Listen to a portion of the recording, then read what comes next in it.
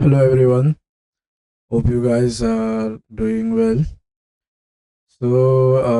Continuing on our journey in operating systems, today we will try to understand. In previous lectures, we learned um, the different types, like what a system call is, and why do we need to have it. So basically, we saw there were six major types of system calls, right? One is process control call, the process control system call. Then there was protection system call. Then you had file management system call, device management system call, communication system call, and information and maintenance systems call. Today we will try to understand a brief overview of all the different calls, and then we will go in detail. Like I mean, um, then you will study in further when we go with threads. Then we would study more about them. Okay. So remember, we did not make a system call, right? We have called something called as an application programming interface that is there, which we can access, which is going to make the call to the system. Okay.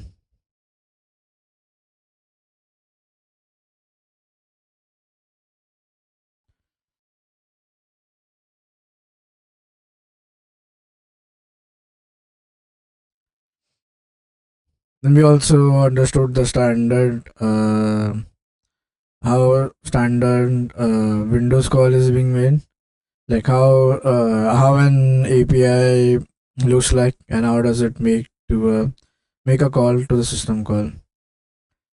Okay, now process control. So now in process control, the major types of system calls that we deal with are: first is to create a process, terminate a process, load, execute, get process attributes, set process attributes, and then we have for allocating and freeing the memory. So now, depending upon the OS that we have, uh, okay. So first, let us see what all calls we will be studying. The first is very intuitive, right? First is process, create comma delete process. Then we have something called as load and execute. So you have load, execute. Then you have basically to get the process attributes. So you have get process and set process attributes. Okay, then further you have um, uh, uh,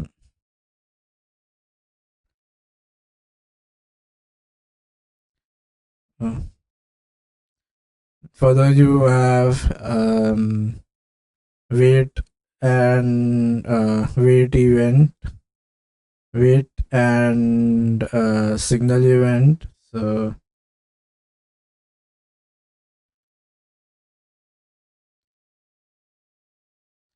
then you have allocate and free memory. So you have one more system called um,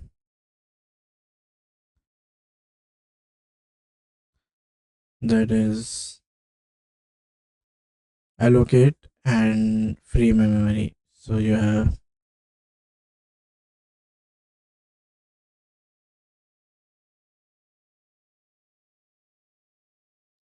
okay. Now, so depending upon the operating system, we have different kinds of calls. So let's see.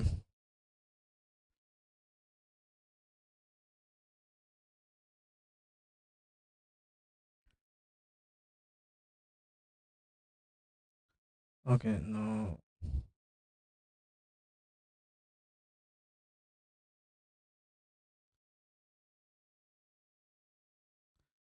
Yeah. So, okay, this is let's come. Let's let's get rid of this. It's better.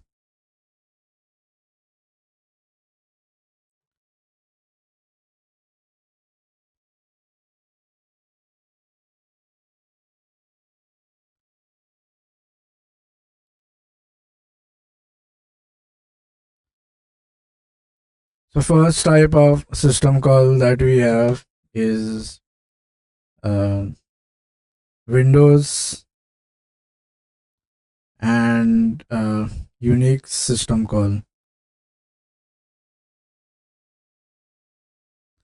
So, like depending upon the operating system, so uh, so like we are basically considering two major of the operating systems that we have right now.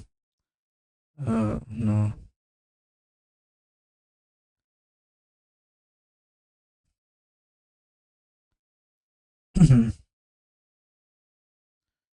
So now in Windows to create a process, so process. Uh,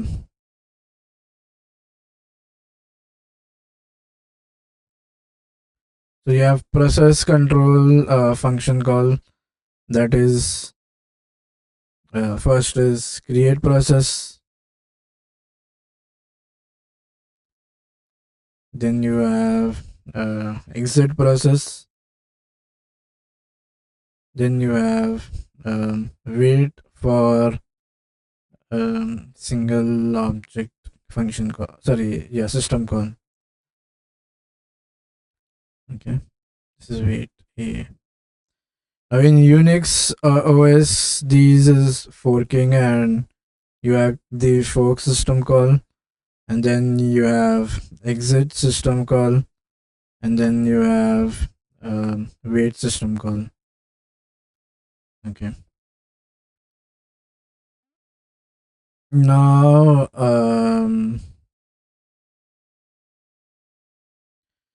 now remember we studied about something called as API, right? So these APIs are, so in C language it is present in lib.c.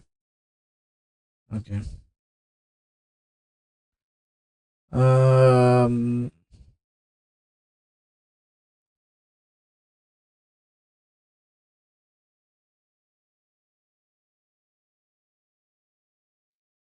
Now, okay, so now, let's see what we have. Mm-hmm. Okay, this is,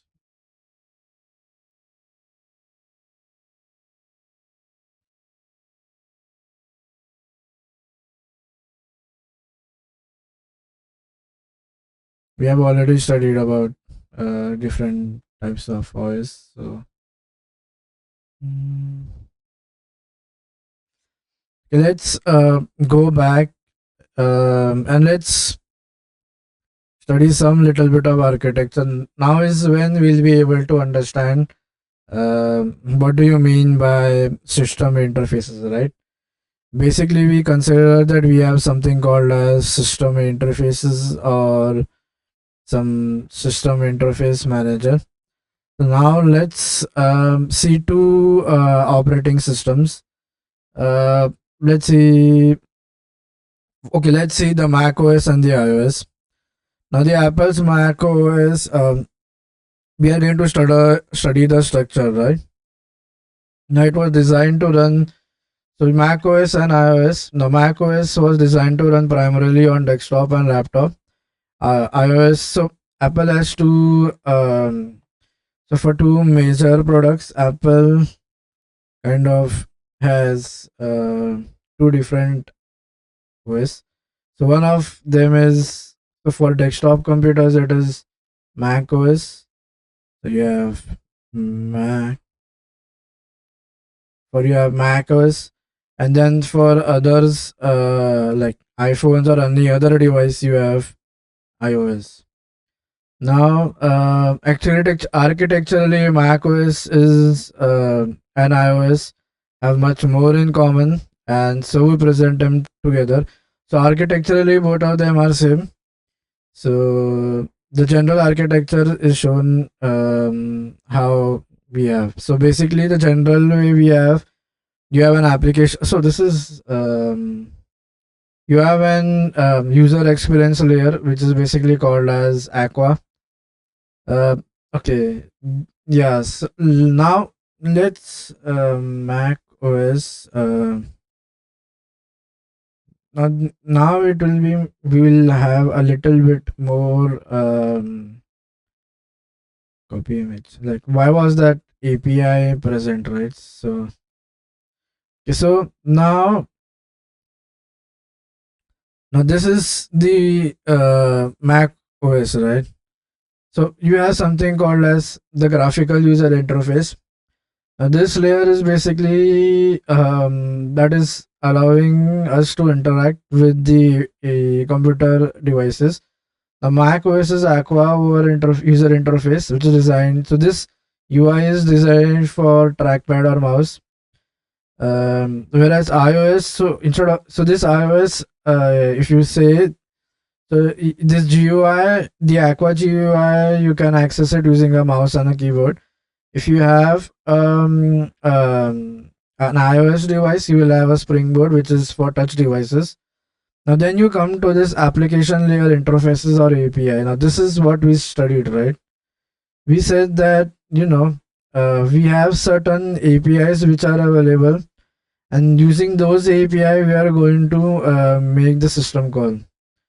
So for example, and these APIs are written in Objective C, right? Remember? So the primary difference between so for Mac we have Cocoa, and for Mac OS, sorry, iOS will we have Cocoa Touch. Is that Cocoa Touch will have certain features for which will enable, so Cocoa, the iOS version of it, we will have user interface which will have certain touch features enabled. Now the Chrome, this is so the core services where we come here. Now you remember it has something called as GPU as well, right? So for graphics and media, we have a different layer, which is this core foundation. No, no, yeah, which has QuickTime.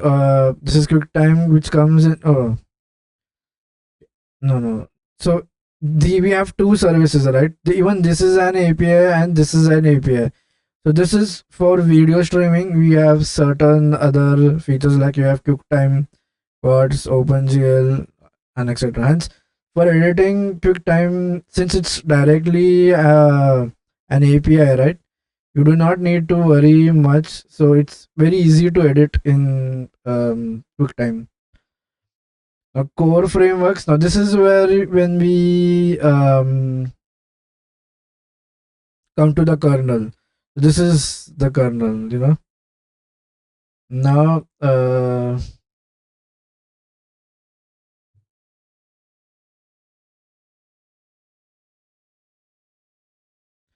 so way it was designed is that applications could be directly enabled with either the framework or the core framework. Additionally, an application layer can directly access the kernel.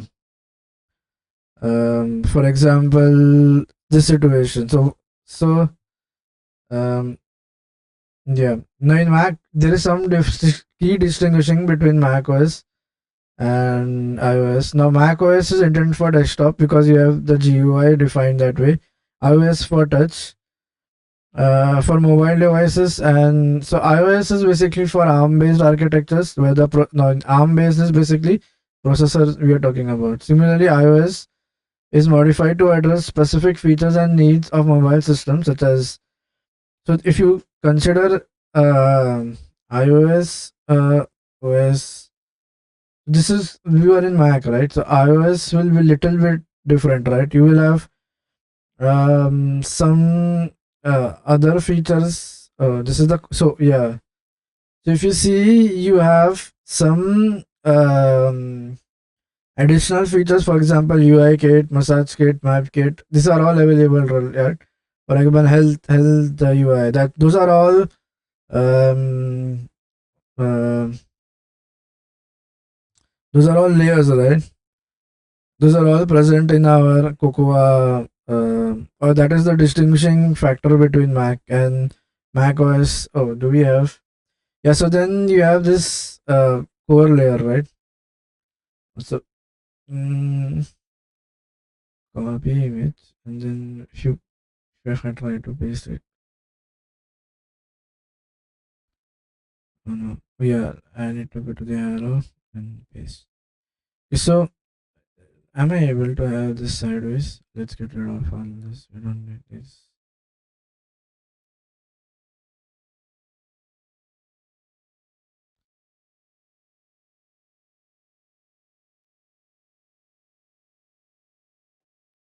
No, I mean, no. Let's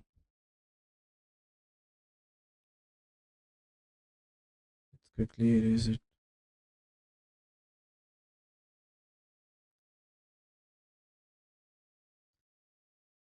Mm. So remember, you have more features right now. Whenever we say about iOS, right? You have this network, we have WebKit, and additional features when compared to Mac OS. Another, okay, do we have some? Yeah, and you have something called as battery management also available.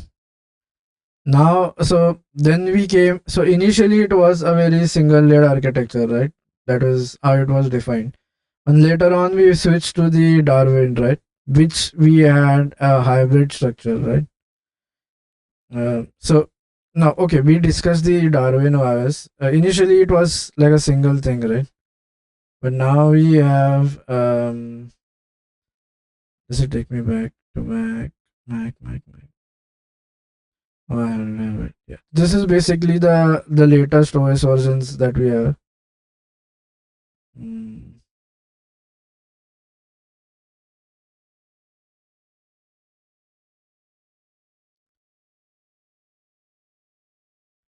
Oh no, this is not.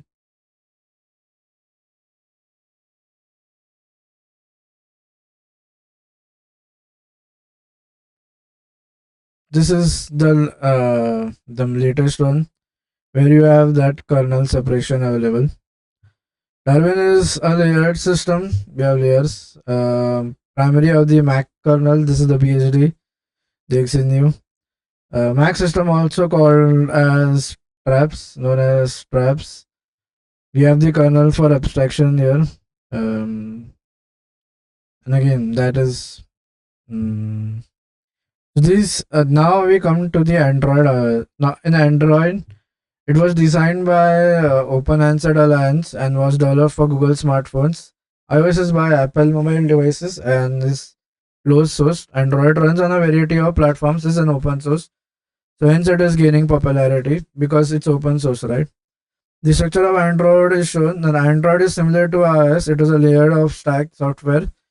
Each set of frameworks providing support. For example, you have mobile applications that run a multitude of Android enabled devices, right? You have different types of devices. And initially, it was designed to be developed in Java, so you already have the so software designers develop applications in Java language, but do not use the standard Java API. Google has designed a separate Android API for Android development. The Java applications are compiled into a form that can execute on the Android runtime and ART, a virtual machine designed for Android and optimized for mobile devices with limited memory. So initially we were using Java, right? Now since Kotlin has become, we have something called as an Android API, which is specifically developed for this. Java first, you compile and then you do the JIT and you do something called as um, uh, just in time, right? And then you get to the actual machine language code, right? Okay, we have already seen this in previous.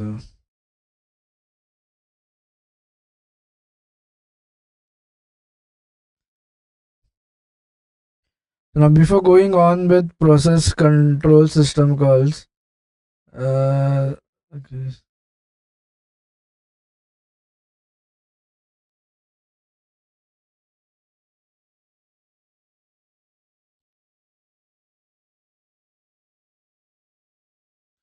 let's now move on to the core thing. So we also studied different types of states that a process goes through, right? Okay. Then we also studied that we have threads, and we also studied how CPU scheduling is being done to maximize CPU utilization, right?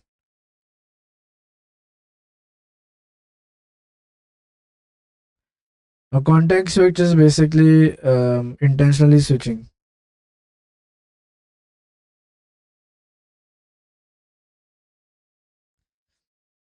Okay, process creation. Now, how is a process created? During the course of execution, process may create several new processes as mentioned earlier. Creating process is called a parent process, and the new processes are called the children of that process. Now let's see why do we need to create multiple processes, and like why can't we have one single process?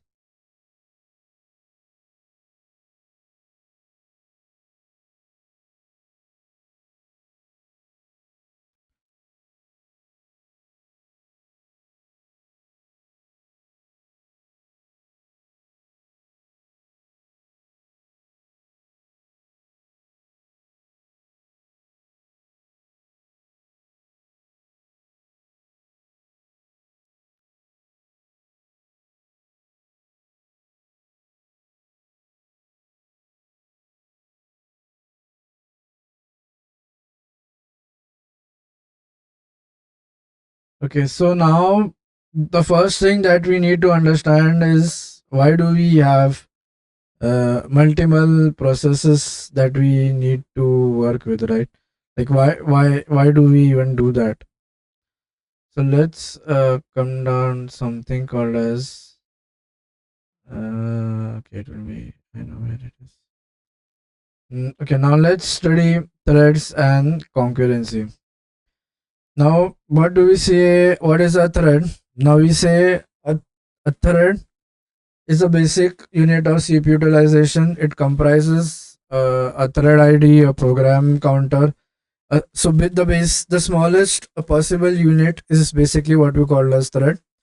It shares with other threads belonging to the same process its code section, data section, and the data other operating resources. Now, a traditional process has a single thread of control. If a process has multiple threads of control, it can perform more than one task at a time. So now, what our goal is? Remember, we are studying threading and concurrency, right? Like how do thread contribute towards concurrency? Now, most applications that runs are multi-thread. Now, when will we have multi-threaded? When we have more than one course, right? An application typically is implemented as a separate process with several threads of control. So, for example, let's see an application, right? An application that creates photo thumbnails for a collection of images may use a separate thread to generate a thumbnail from each separate image. So, okay, now, okay, so now when are we using one single thread? So, for example, we have a camera like application for editing. So here we are using one single thread, right? Um, and like we are in a one single process. Now, what if when we go to browsers, right? You have different tabs. So you have, and each tab is considered to be a separate process, right? You have tab one working. Uh,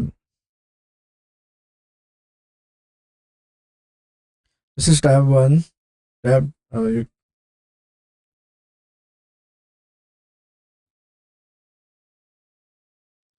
You have tab 2 and you have tab 3. So remember, even this is a program, right? So this is one program which is being worked on. Um this is one program which has been worked on, and even this is one program which is being worked on. Now, applications can be designed to leverage processing capabilities on multi-core systems so that we can. So nowadays, remember, you don't get one single core, right? A single core consists of a CPU and an ALU, right? So we have different. We can do different. We can run different threads on different um, cores, right? So that is basically what we achieve with multi-threading, right? Or multi-core processors. So the trend towards, so now what are the challenges here? So that trend towards multi-core system continues to place pressure on system designers and application designers to better use of the multi-computing cores. Now designers of OS must write scheduling algorithm that uses multiple cores to allow parallel execution. So in a way, when we do multiple threading, what we do is we are doing parallel execution. Now, what is a concurrent system? So this is nothing but um, what we call as a multi-core system. Now, in a concurrent or in a single core system, um, concurrency means that the execution of threads will be interleaved over time because the processing core is capable of executing only one thread at a time. And on a system with multiple cores, however, concurrency means that same threads can run in parallel because the system can assign a separate thread to each core. Okay, so parallelism is basically executing two processes parallelly. A concurrent system supports more than one task by allowing all the tasks to make progress. A parallel system can perform more than one task simultaneously. So it is possible to have so okay, first the first term that we think is of parallelism, right? So parallelism comes from the word two parallel lines, right? Like side by each other. So parallelism will allow us to have so basically you'll have side by side two cores working. This is one core working, and then you have one more core which is going to work. So these are two cores working. So if I do okay, so you see two cores are working in parallelism. Now in concurrency, we have only one single core. But what we do is uh, we kind of switch between programs and chain concurrency. So concurrent system will attain support more than one task by allowing all the tasks to make progress. Now, the drawback of parallel is this will execute one full thread and one full thread. Switching does not happen here. However, concurrency is basically when our um, processor makes switches after some fixed amount of time. Now, a parallel system. So, so the advantage of having a parallel system is you are performing more than one task, right? You are running through threads, but before there was multiprocessor, multi-core architectures. Now every core was single core, single processor, right? Now nowadays this we have is multi-core, so you have parallel processing being done. But then what was in previous thing we'd only designed one core computers, right? So how we were obtaining is we were doing something called as concurrency. So by achieving concurrency, what we do is we kind of switch between tasks. So um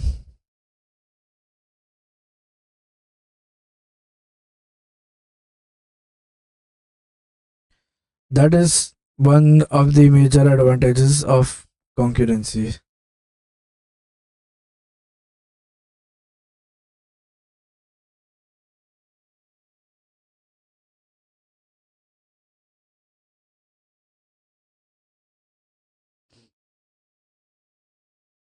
So we will be studying with uh,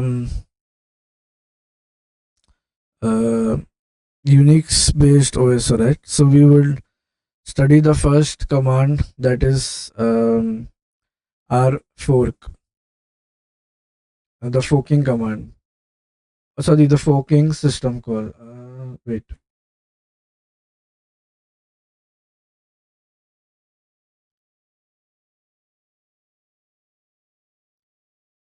Uh, okay, we did.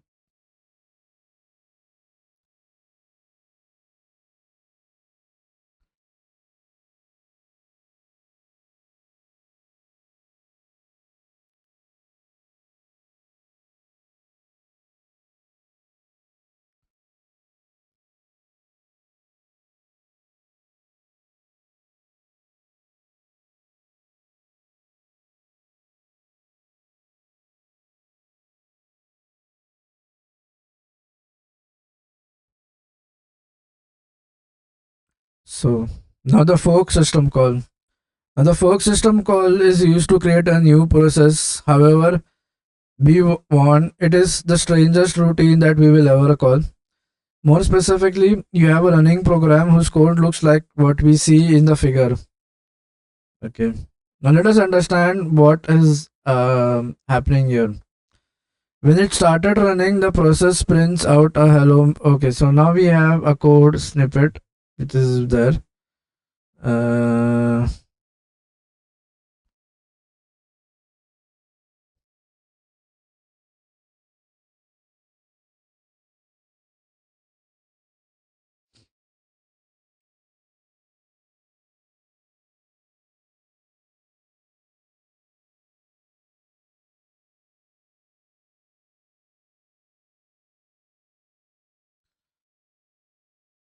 so like, what are we trying to solve by?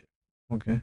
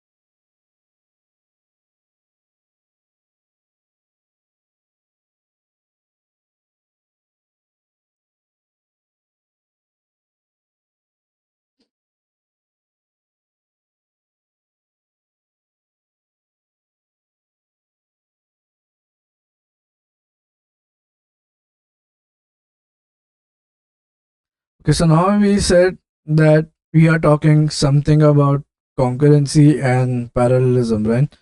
Parallelism is parallel is when you have two when you have multi-core process, so you can have two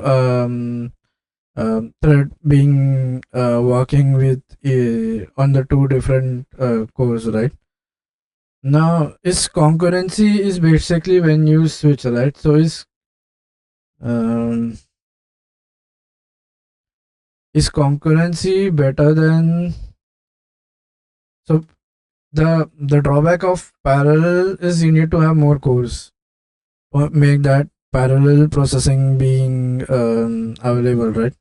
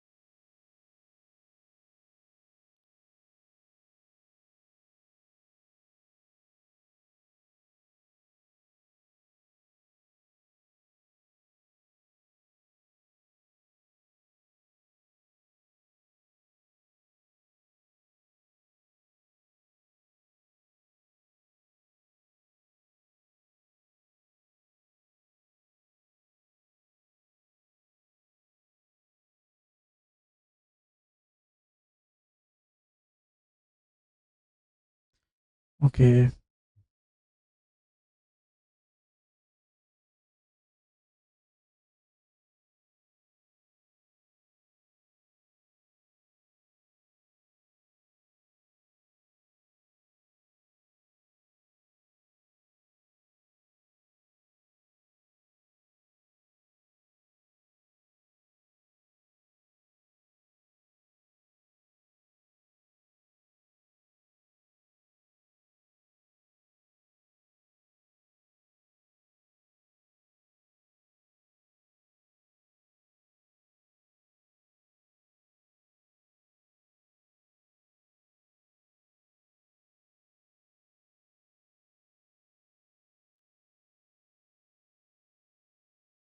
But this same process is done by CPU scheduling, right? If you have round robin, you are in a cyclic manner, right?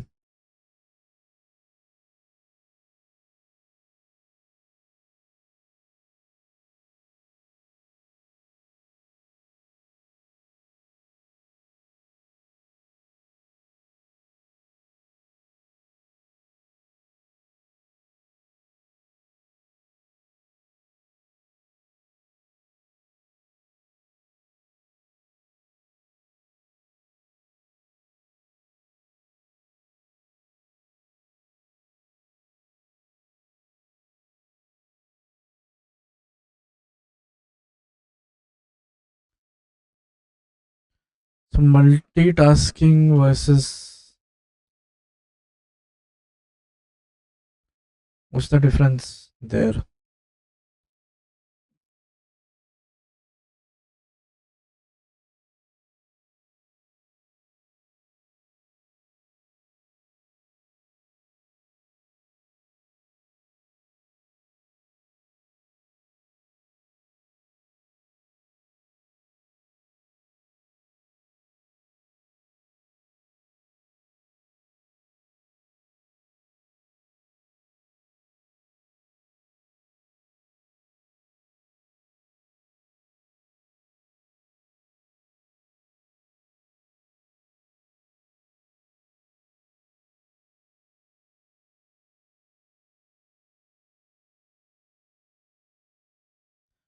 Now there is a subtle difference between concurrency and multitasking as well.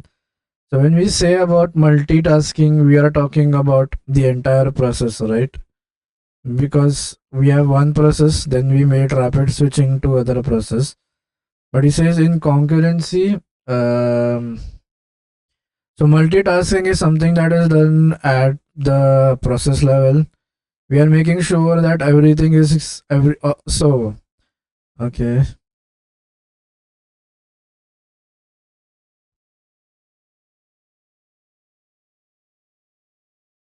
okay.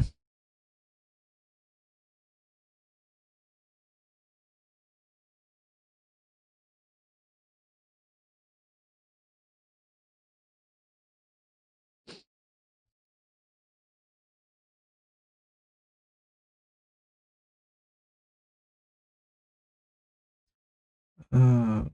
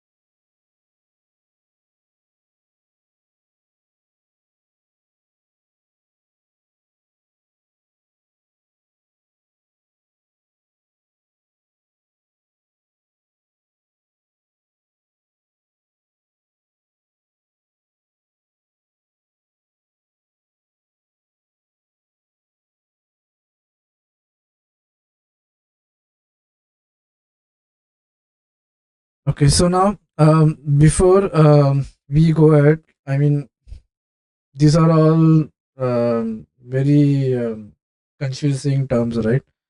So let's see how our process to program conversion again, and where we need concurrency and when we need parallel processing. So now this is a program, right? So suppose this is a program, and a program or an application, right? Basically, so you see that this is an application which is running. Now this program will have lines of code written inside this. So this is lines of code being written here. Now so we will, okay, now this is written in high level language, as we know. High level, this is a high level language thing. So basically it is like an English thing. Now then we pass it to something called as an every so like we have an interpreter which is basically going to produce the machine code for this, right? Because eventually processor will need the machine code. Okay, now in this program itself, if you say it that way, this program can have different instructions written here, right? For example, in one instruction you may write you want to read the input output. Okay, so you need to read the input output. In one other line you might say make a network make a network call. In other is basically you may say open camera. You may want to open camera, right? um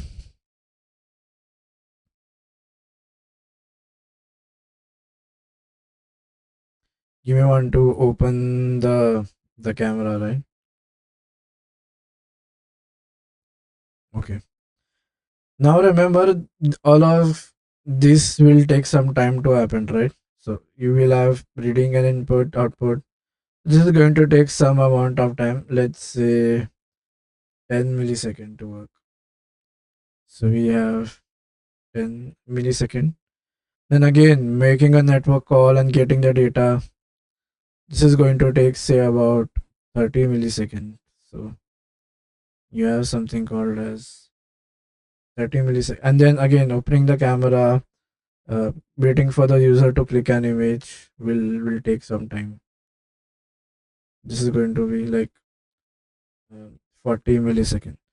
So whenever we go out on this 30 millisecond time, um, there might be some instructions which can be executed directly, right? Which can be executed in a single shot. So um, do you want those instructions to wait till millisecond and then come back and then start executing again? Do you want to do that? No. Another example, network call. So whenever you make this network call, this is going to take say about 30 millisecond, right? So in that 30 millisecond, do we want our application to be stuck, and do we don't want other things which can be executed directly? Do we want them to wait for this blocking IO to happen? No. So what we do is we kind of do concurrency. So concurrency is a term that is related to dividing our code into um, so it's related. It's not related to process or something. It is basically dividing our code and not waiting for other operations to complete. So this is what we say when we mean by concurrency, right? That we are not waiting for the network call to happen. We'll execute the remain line. The moment we get the data, we will execute whatever code is written in that. So this is nothing but what we say as concurrency is. Okay, so now let's get back to our diagram. Uh,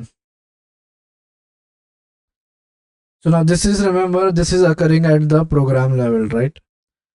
Okay, this is present at the program level to perform the IO. Now once we convert, we have this machine code and everything being generated. Now what we do is we create a process for it. We assign a process. So we say we do process assignment here. Now just like we have one application here, we might also have another application, right, which is working, and which will undergo or which will need the same sort of behavior, right? So right now we have two processes, right? This is process 1 and this is process 2. So now eventually it is all the job of the CPU, right? Or the eventually these process has to get the CPU time, right?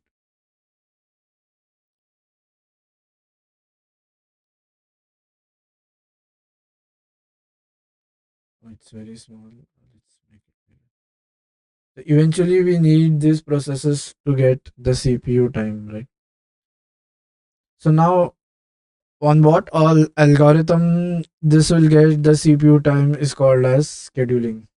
So this is when we say we are scheduling to the CPU.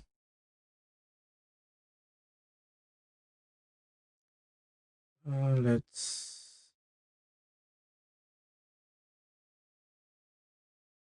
so now okay, we are saying we are doing. Let's have it minimize.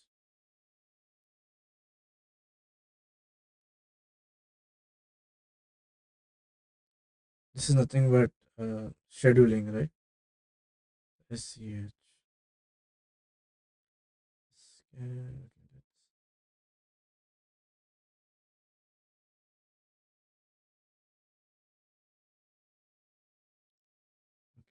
Now there is something called a process called as multitasking. So multitasking, what we mean is these processes. Now remember, what if we continue to execute these processes and ignore this at all?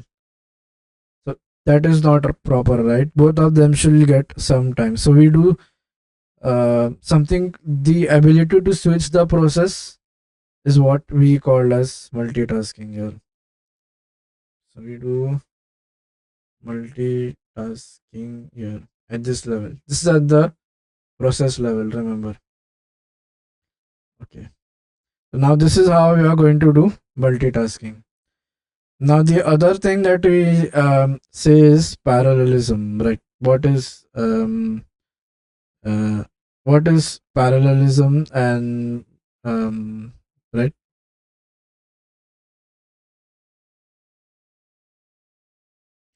Okay, so now so remember, this is multitasking is good, right? Because our CPU is getting utilized more, right? There is very less amount of time the CPU is wasting. To further increase the efficiency or to further speed up the process, remember the processor is still one, right?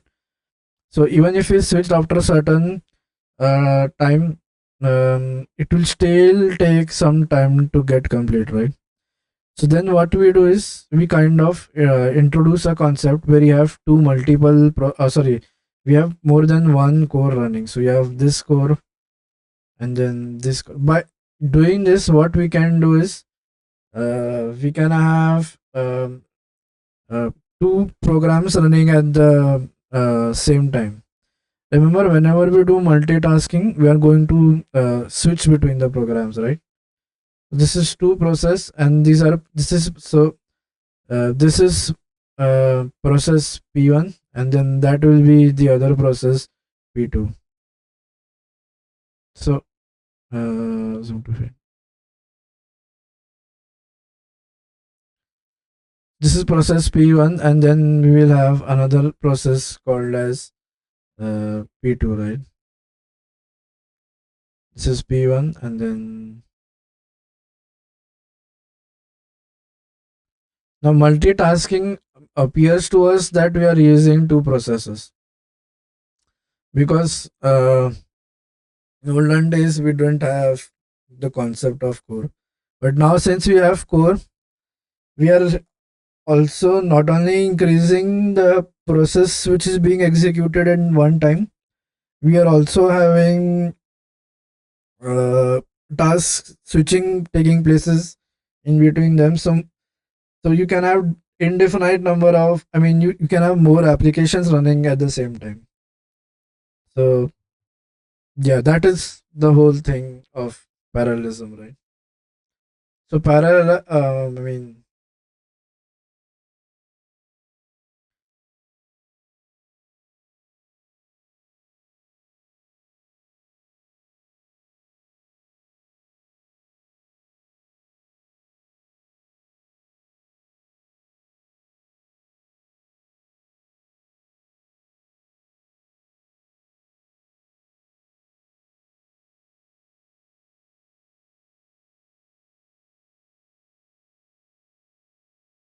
so hence you have the idea of parallelism being introduced because even though you are switching, right?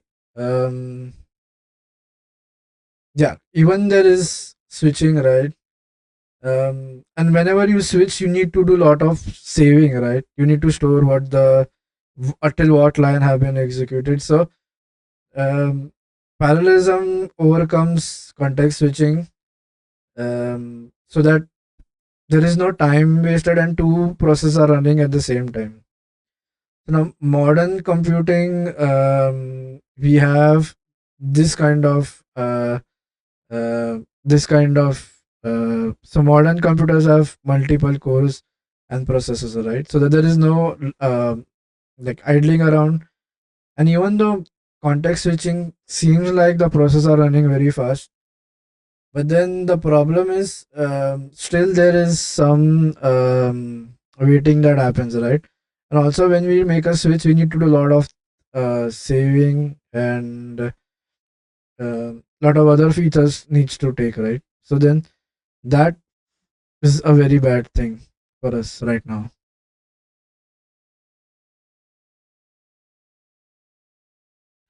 So hence we have something called as parallelism to have multiple process in place.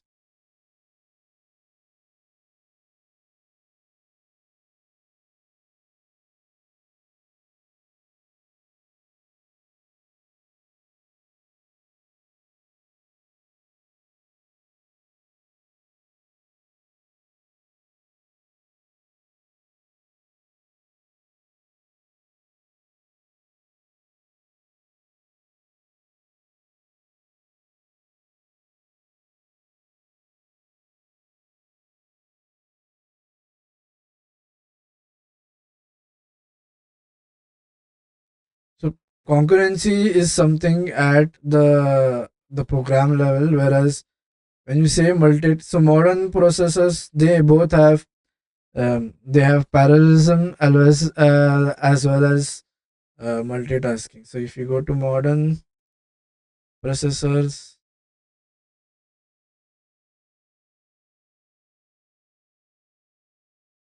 and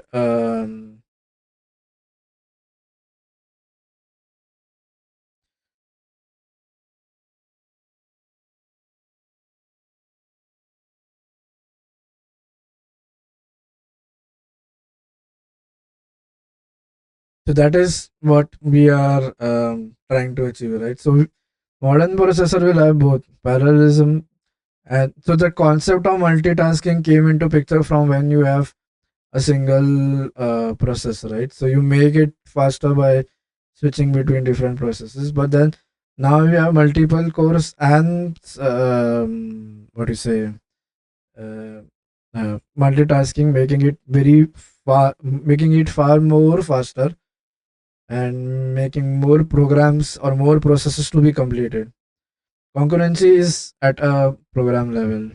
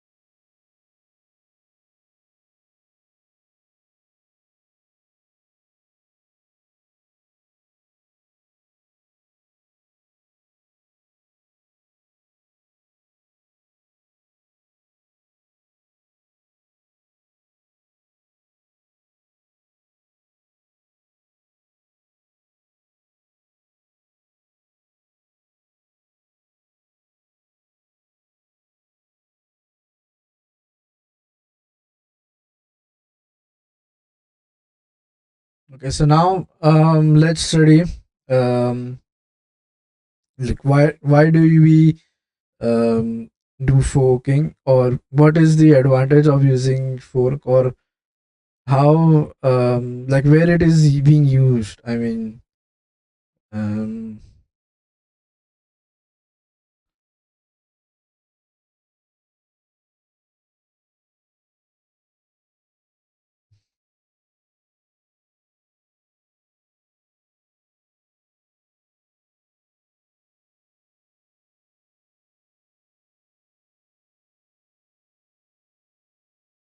so now uh, behind the scenes we studied that new programming language will have non-blocking, right? And they will support concurrency, right? So how is this going to work? I mean, how does this work behind the scenes? So remember, so we have a program. Okay, we have a program which is a process now readily available to be scheduled. Let's delete this.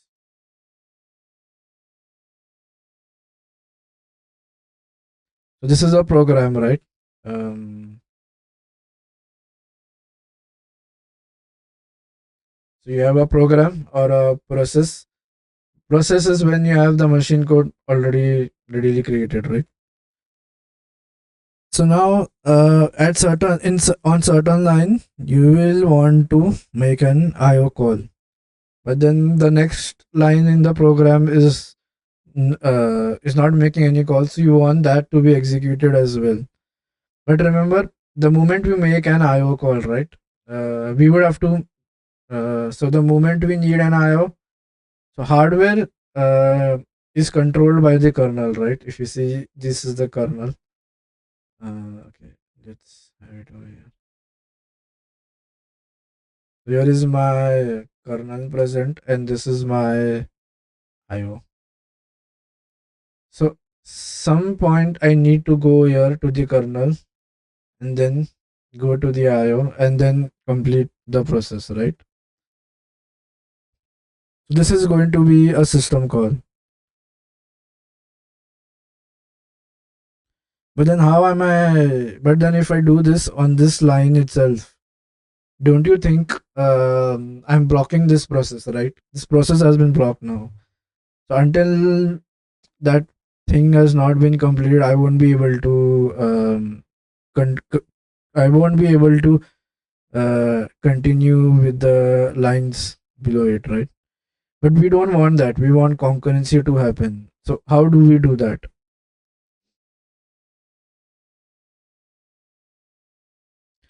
So now what we do is we kind of do something called as forking, right?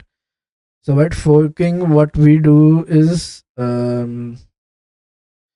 we create a new process, so that and we copy it. We have okay. So now let's see how are we going to achieve concurrency.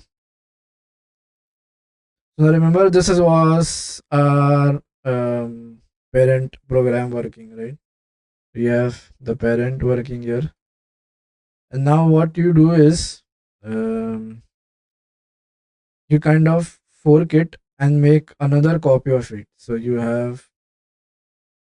make a fork call. So you do a system call, and then you make a copy of this. So you have a copy of the parent process, and you create another new process. So this is a new process being created. So a new process has been created, right?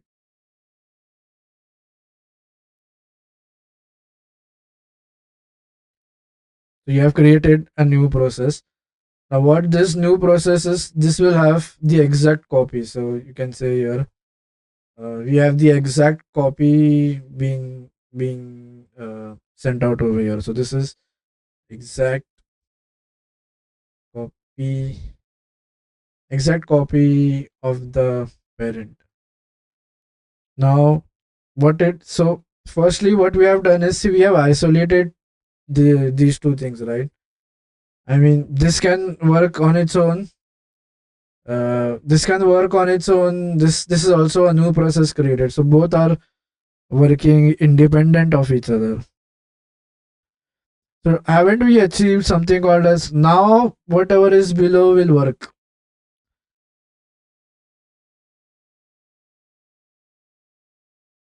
Because this has, the moment that IO call had made, we have created that as a separate process. So now now it has become more easier for us, right? So so hence we have so in other words, we have made this non-blocking just by doing a fork call. So this is nothing but what we achieve, or what we have done in concurrency.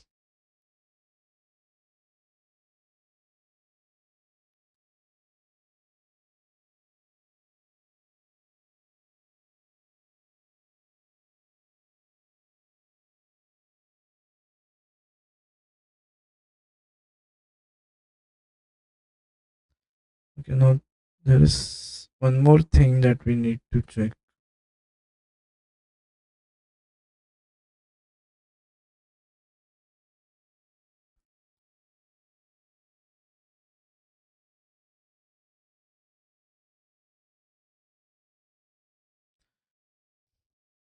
So what are the other possible alternatives of forking, right? Like if you don't want to do forking, then what can we do?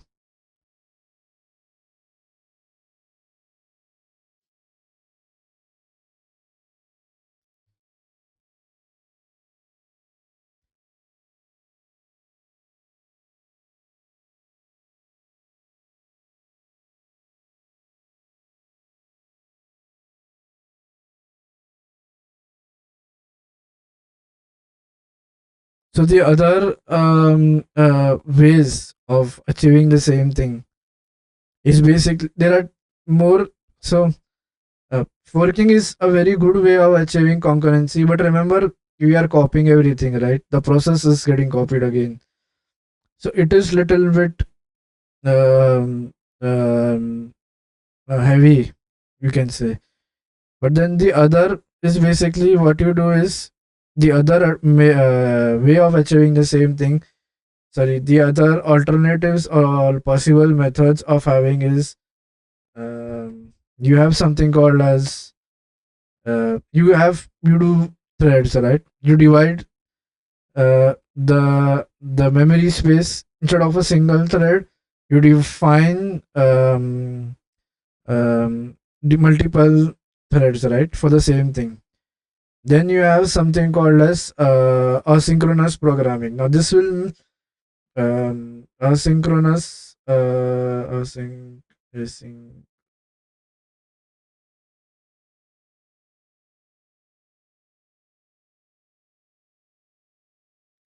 So this will have something called as an event loop present over here. So whenever we talk about asynchronous, we will have something called as event loop present. Now, one more other way is you kind of have a thread pool, that is a pool of threads or thread pool.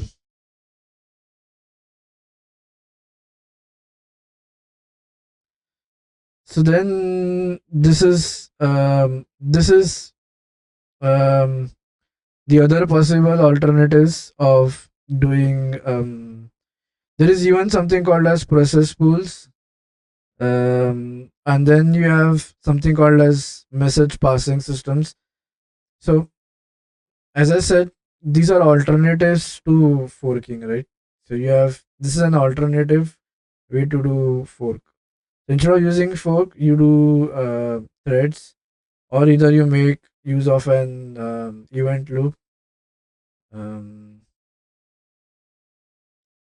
you have then you have something called as asynchronous, and then you do something called as thread pool. So forking is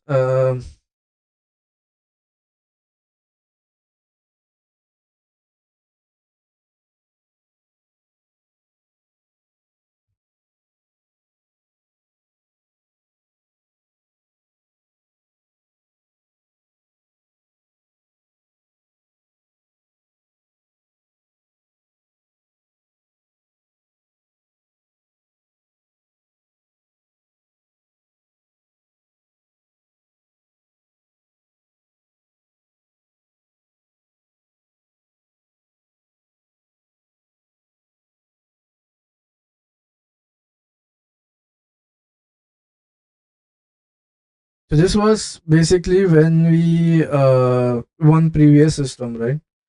So in previous system we had this um, we didn't have concept of asynchronous programming or thread pool or threads. So hence we do something called as forking, right? We kind of create child processes, and then uh, uh, we kind of wait. So like we execute the other code, and then we let create another process for execution.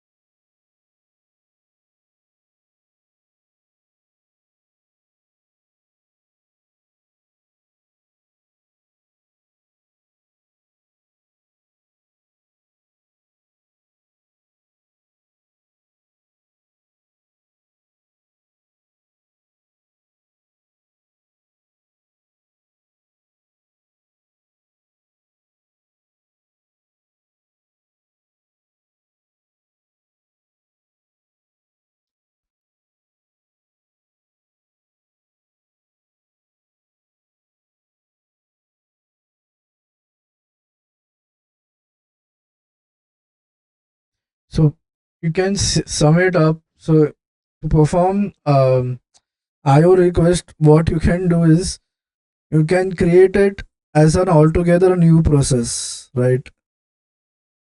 Okay, so that is how you are going to achieve concurrency here.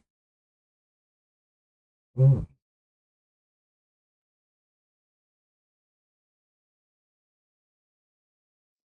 So basically, it is a way of achieving concurrency. But how are we doing this? We are basically creating that IO operation or any other operation in a new as a new process. We are treating it as a new process. Mm, okay. Okay. Yeah. Um,